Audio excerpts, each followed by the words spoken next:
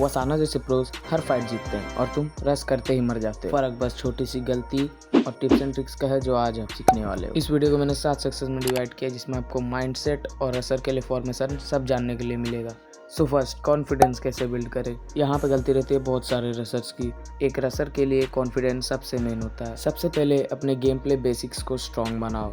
Movement, M और map knowledge perfect करो। Mechanics clear होगी तो नेचुरली आपका कॉन्फिडेंस बढ़ने लगेगा। तुम्हें लगता है कि ओपोनेंट प्लेयर का गेम प्ले तुमसे अच्छा है, इस बात से डीमोटिवेट होने से अच्छा आप ये सोचो कि सामने वाला भी तो इंसान ही है। अगर उसने ये चीज़ अचीव किया है तो मैं अचीव क्यों नहीं कर सकता। ऑलवेज कीप इन माइंड कि आपका मेंटल स्ट्रेंथ जितना पावरफुल होगा उतना ही आपका स्किल पावरफुल होगा। मैं खुद का एग्जांपल दूंगा। अब देखो, मेरे गेम प्ले नॉलेज और स्किल्स के बारे में तो आप जानते ही हो, बट मेरा बहुत ही बड़ा माइनस पॉइंट है ज़्यादा पैसिव और ज़्यादा डिफेंसिव रहना। मैं खेलने से ज़्यादा ई स्पोर्ट एनालाइज करता हूँ और कभी A1 मैचेस भी मैं खेलता हूँ। ईजीएस्ट लॉबी में भी मेरा हाथ कांपने लग जाता है, मैं नर्वस हो जाता हूँ और छोटी सी छोटी चीज़ भी मैं भूल जाता हूँ। इसका सॉल्यूशन एक ही है, एक्सपोजर। जितना ज़्यादा आपको एक्सपोजर मिलेगा उतना ही ज़्यादा आपका एक्सपीरियंस बढ़ेगा। बहुत से न्यू प्लेयर को कॉन्फिडेंस की प्रॉब्लम होगी। अगर आप अपनी थिंकिंग ये कर सकते हो कि अगर सामने वाला कर सकता है और मैं क्यों नहीं कर सकता, तो आपकी कॉन्फिडेंस की प्रॉब्लम धीरे धीरे करके ठीक हो जाएगी। और आप क्योंकि मेंटल स्ट्रेंथ बिल्ड करने में एक दिन नहीं बहुत ही महीने लग जाते हैं, तो आप खेलते रहो। माइंडसेट रखो हर मैच अच्छा करने का, डीमोटिवेट नहीं होना है, तो जाके आपका कॉन्फिडेंस आसमान छुएगा।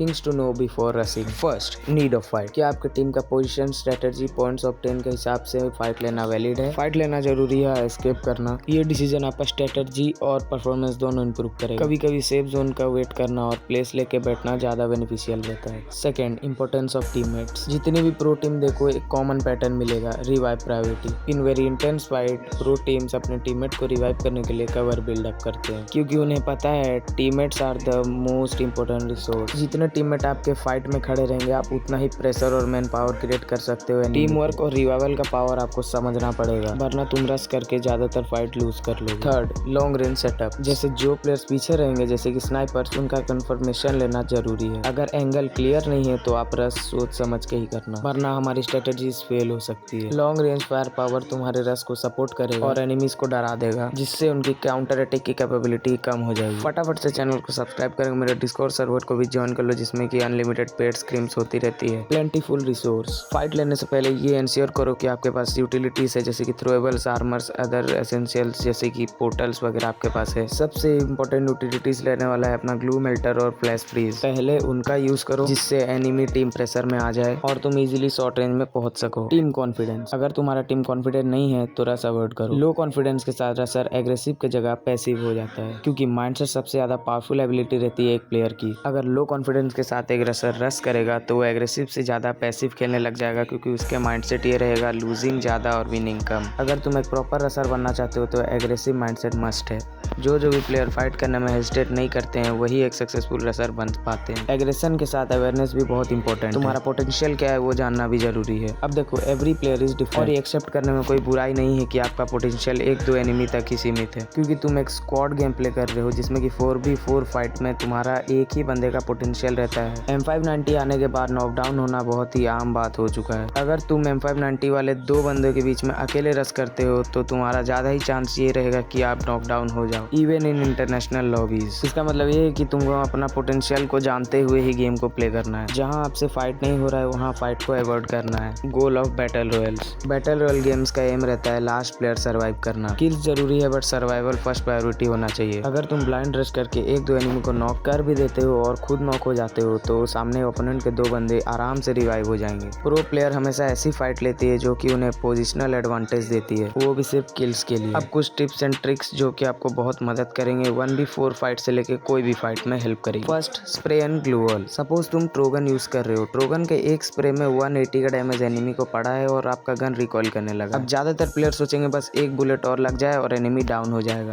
बट जब तक आप रिलोड करोगे तब तक एनिमी आपको नॉकडाउन ले लेगा। इसलिए हमेशा एक गोली भी रिकॉइल मारने से ग्लूअल लगाना जरूरी है। प्रो प्लेयर्स का यह रहता है कि वो डरते नहीं है, उल्टा उनका हर सिचुएशन प्लान्ड रहता है। Enemy position awareness. अगर तुम एक एनिमी में स्प्रे मार रहे हो और एक अनदर एनिमी पीछे से आ रहा है तो केयरलेस मत बनो। सब सोचते हैं पहले मैं इसको मार लूंगा फिर मैं उसको मार लूंगा, बट ये उल्टा हो जाता है। तो इसीलिए सबसे मेन रहता है है कि आप ग्लूअल यूज करो जब मल्टीपल एनिमीज आपके पास हो और एक हाई प्रायोरिटी टारगेट रख लो। फिर एक एक करके सारे एनिमीज को स्प्लिट करके मारने की कोशिश करो। नेक्स्ट टिप रहेगा वेपन मास्टरी। एक रसर को हर एक वेपन में मास्टरी करना जरूरी है। सबसे जरूरी है M590, एक सिंपल ड्रिल जो आपका M590 का गेम प्ले को 200x इम्प्रूव कर सकता है। ट्रेनिंग ग्राउंड में वुडपेकर उठाओ और उसको M590 स्टाइल में शॉर्ट रेंज में यूज करने की कोशिश करो। जब आप ये ड्रिल कंप्लीट करके M590 यूज करोगे तो आपका गेम प्ले 200% इम्प्रूव होगा, क्योंकि आपने वुडपेकर से शॉर्ट रेंज में किया है, जिसमें कि टफ कंडीशन रहता है क्योंकि वुडपेकर में हाफ डैमेज आता है। शॉर्ट रेंज में बिजोन और वेक्टर का मास्टरी करना बहुत ही मस्ट है। इसके अलावा तुम्हें ट्रोगन की भी मास्टरी करनी पड़ेगी। सबसे मस्ट ट्रिक रहेगा ट्रोगन का कि फर्स्ट 3 बुलेट फायर करने के बाद जंप करो और फर्स्ट 6 करने के बाद ग्लूअल लगाओ,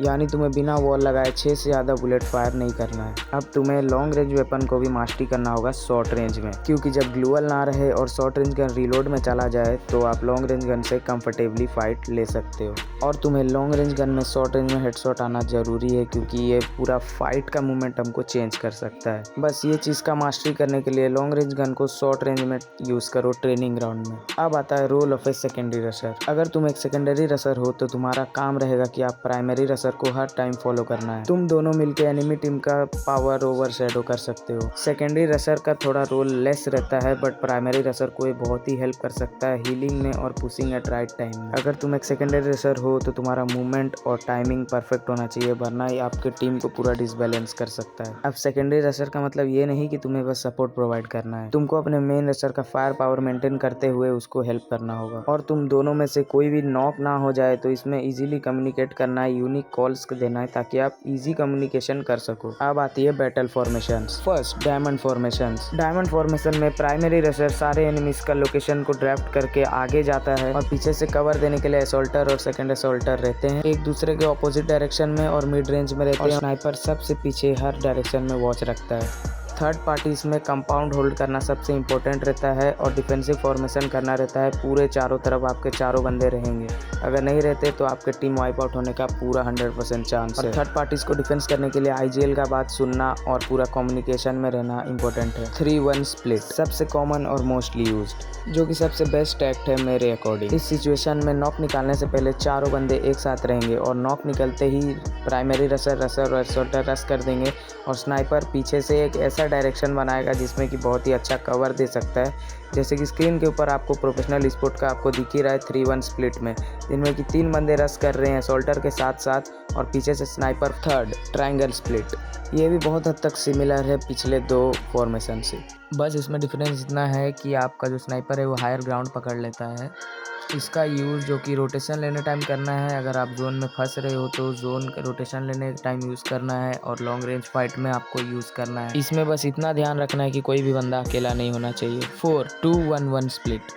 इसमें जो है आपके दोनों रसर रश करेंगे। असॉल्टर जो कि राइट साइड टॉप असॉल्टर रहेगा, या स्नाइपर या तो टावर लेगा या तो एक अच्छा पोजीशन होल्ड करेगा जिसमें कि वो रोटेशन भी ले सकता है और थर्ड पार्टीज भी कर सकता है और किल निकाल सकता है। और ये स्प्लिट में सबसे मेन स्नाइपर ही रहेगा क्योंकि पूरे टीम से आइसोलेटेड रहेगा।